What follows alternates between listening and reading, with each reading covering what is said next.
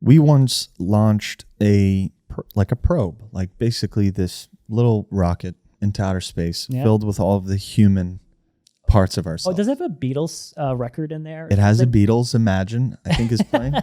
I believe that there were, voice recordings from the president at the time or any major leaders, like major speeches, zipped out into outer space. Yeah, I think is it a golden record or something it was preserved on? Of course it's golden. Golden vinyl, right? Yeah, golden vinyl, right?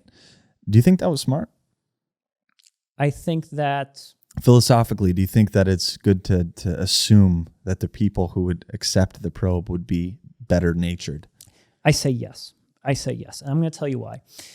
Because if we did not do that, it means that humanity had given up on itself. So if we did not believe that, these aliens, they might like John Lennon's Imagine or whatever, right?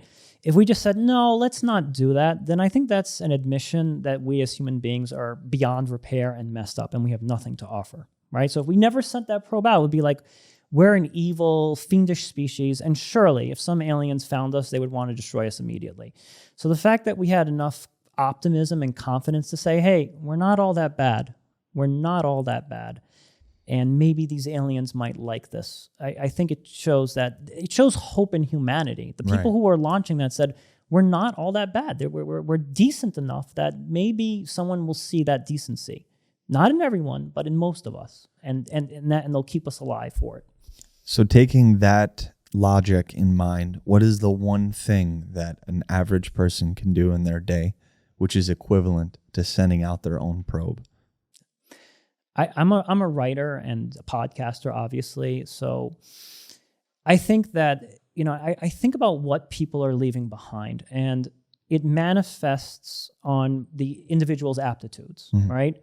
So not everyone can be a writer. Not everyone is articulate. Not everyone is a musician or something. But I think cultivating some type of talent, and giving it to the world, I think, is the best thing you can do. Now some people are going to be listening, well, what if I don't have a special talent? Then you can touch someone else's life. If you really feel like there's nothing that you have to offer, you're never going to be a musician or a writer or something like that, you can always create a positive impression in someone else's life.